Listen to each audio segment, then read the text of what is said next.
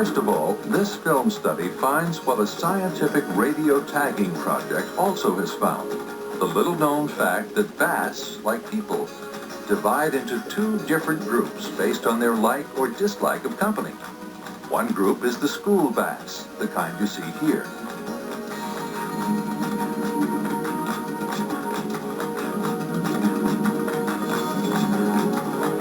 Most anglers are unaware of these school bass and seldom, if ever, make contact with them. They range more widely than other bass, instead of hanging out near a particular piece of cover. In any large river or lake, school bass spend most of their time in open water, largely separate from the loners that live in cover. They're a lightly tapped resource, one that far more anglers could enjoy.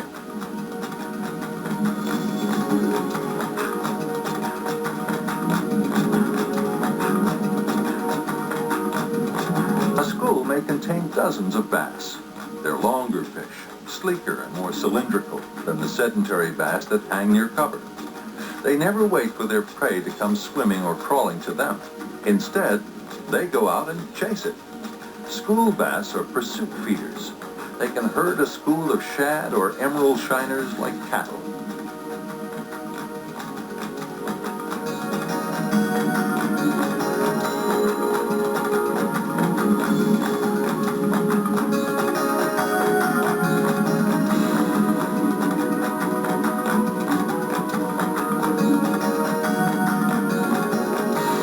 The fact that bass can live in such different ways, as loners in cover or as part of a wide-ranging school, demonstrates their great adaptability as a species.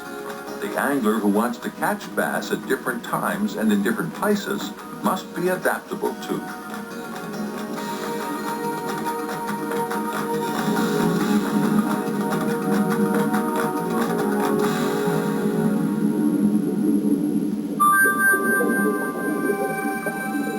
School bass, and all bass to a point, follow the forage. Bait fish move around in a body of water, staging in different places, and the bass will move with them. Wherever you find a concentration of bass, you can bet there's a concentration of bait fish nearby, and vice versa. Finding the bass is a matter of finding out their habits, or better, finding out the habits of the forage.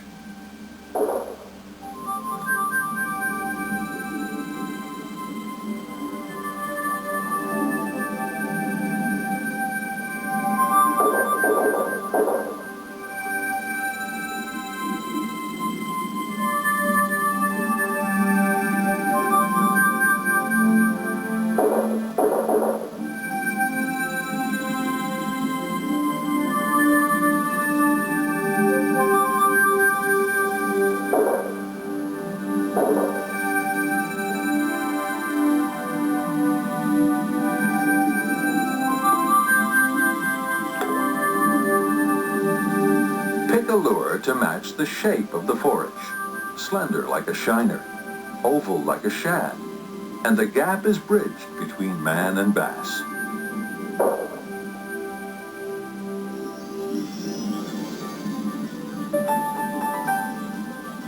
At times, school bass are found close to shore. In lakes, they move into coves to feed, and in spring, they invade the shallows to spawn. But inshore cover is really the turf of less gregarious bass, individuals or small groups that would rather just be left alone. With this kind of bass, the key to success is to read the cover, to find their hideouts from signs on the surface. Brushy cover with mats of weed collected around it translates to a comfortable den underneath, a resting place not only for bass, but for grown-up bluegills.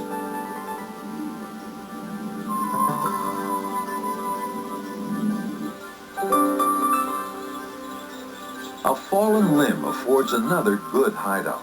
Though the bass in this layer may not have their minds on feeding, they can often be coaxed into hitting by a soft presentation so close they don't have to swim for it.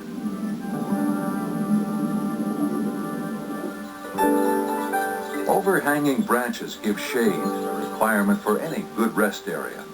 Unlike humans, bass cannot adjust their eyes to different levels of light.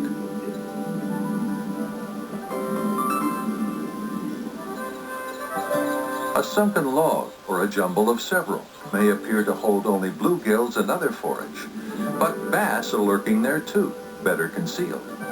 Logs are especially strong magnets for bass if located near a drop-off or close to weeds or other cover. Usually, cover types in combination hold more fish than any type of cover by itself. Safe and lazy, bigmouth holds up in the shade under the woodpile. Weeds are the best places to look for bigmouth. From the top, a weed bed like this may appear too dense to hold good bass.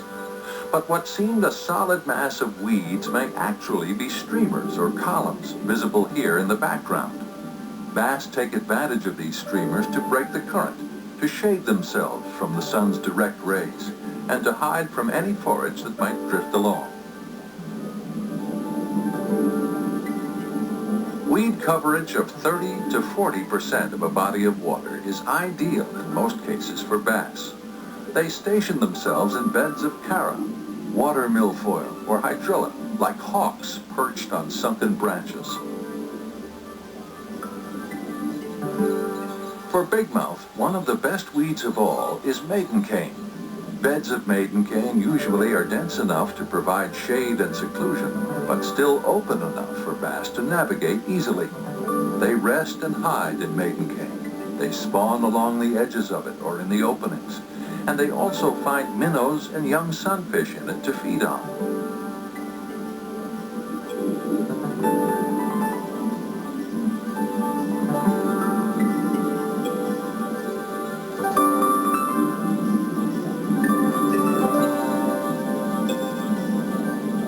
Lily pads make good ambush cover for bass.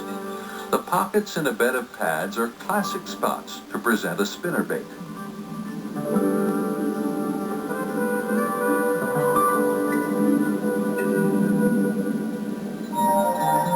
Boat docks are favorite spots to fish for bass, but not all are created equal. Some hold bass, while others, like this one, do not. Any dock provides shade, but that alone may not be enough to attract bass. A poor dock has no other structure or cover nearby, and not much forage. Also, an unproductive dock has no cross braces, only the bare structure of posts. Above the waterline, a hot dock may be indistinguishable from any other. The proof is in the fishing. But even if the fish are there, they may not be easy to fool. The bass that hold under a good dock like this one are probably not in the habit of feeding there. The dock is bass habitat, a secure place to rest, but the forage habitat is somewhere a short distance away, where the bass go to feed.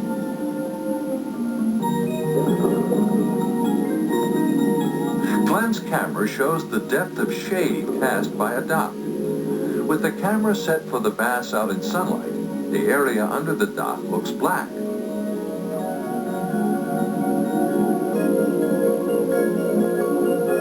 Weed beds nearby make a dock a far more attractive resting place for bigmouth. The same is true of a nearby drop-off, which is much better than a level or gradually sloping bottom. Good cover and structure close to the dock give the bass a convenient spot to go for forage. If bigmouth has to travel a long distance from a dock to feed, chances are he'll find a better place to serve as his base. A dock like this one with weeds and a drop-off may attract and hold bass by the dozen. The fish are well fed and heavy, indicating not only an abundance of forage items close by, but also a variety. Bass need a mixed diet to grow big. Seldom will they make 10 pounds, or even 5, on a single kind of forage. These gambusias are most nourishing when combined with bluegills, other baitfish, crawfish, and occasional supplements ranging from frogs to salamanders. Bigmouth is attracted to the sounds made by baitfish and other forage. For example, the noises produced by fathead minnows when spawning.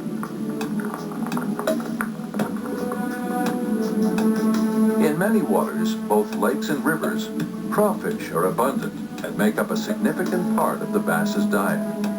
Though craws are most often thought of in connection with smallmouth bass, bigmouth eats his share of them too. He begins to do so when only a few inches long.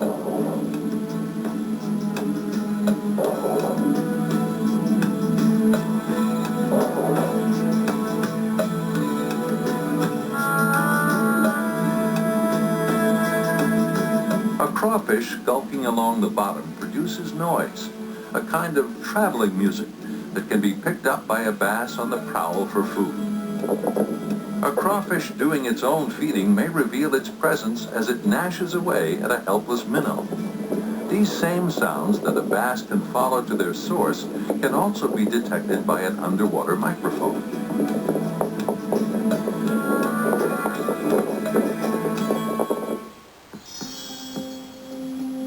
Tube lure as rigged by one of the top tournament pros, a fisherman named Shaw. He rigs a tiny sinker inside the lure instead of using a slip sinker or a jig head. Rigged this way, the tube lure fishes more realistically in the water, with less catching in weeds or sticks. Even more important, it skips better across the surface of the water on the cast, and the skip cast is nearly synonymous with Shaw.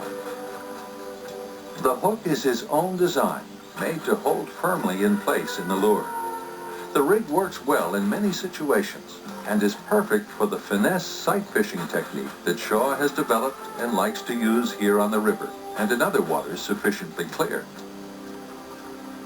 A pair of polarized sunglasses is vital to this sight fishing system. They cut through glare on the water so Shaw can read the secret code of cover and fish.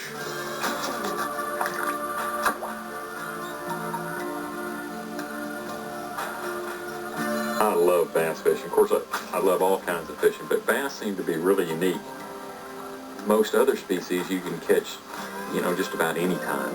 But bass, if you're not doing it right, you just don't get bit. And that's what makes it such a challenge, and that's why I love pursuing them pretty much more than any other species. Skip casting started, what happened is we were fishing docks on the St. Johns River, and we were trying to present little worms under them, and that's how we learned to skip. Just take spinning rods and slide the baits back in there. And then when I started spending a lot of time sight fishing, you'd make some casts where you'd splash it, and you'd realize the fish would move out of the way, and every now and then you'd have a tree limb laying there, and you'd skip it up under a tree limb, just like we would a normal dock. And all of a sudden I realized that they would key in on that skip, and they'd actually follow it. Sometimes they'd take it right off the surface on the skip. And then I realized, I said, well, this is, dummy, why didn't I think of this earlier? That it's just like a natural bait fish or something, being scared away from the fish. So it actually is more of a triggering mechanism, and it's also just a great way to present a bait. I get excited every time I get a bite. I was extremely excited just being able to come back to this river. It's a very special river. There's very few places in the world that have this clear water where you can really relate to the fish and be in there and be able to sight fish.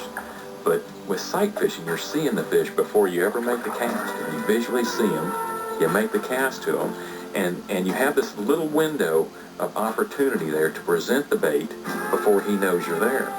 And that's how you catch him, is you see him first, present a cast real quick, make the exact precise cast where it'll entice him in there. It's actually hunting and fishing combined. There's a lot of hunting, visually hunting and tracking and stalking a bass, and then making the cast. For bigmouth as a species, the crucial period of the year and of life comes sometime in spring as the moon approaches full. The lunar phase determines the timing of the spawn, especially in the south. A week before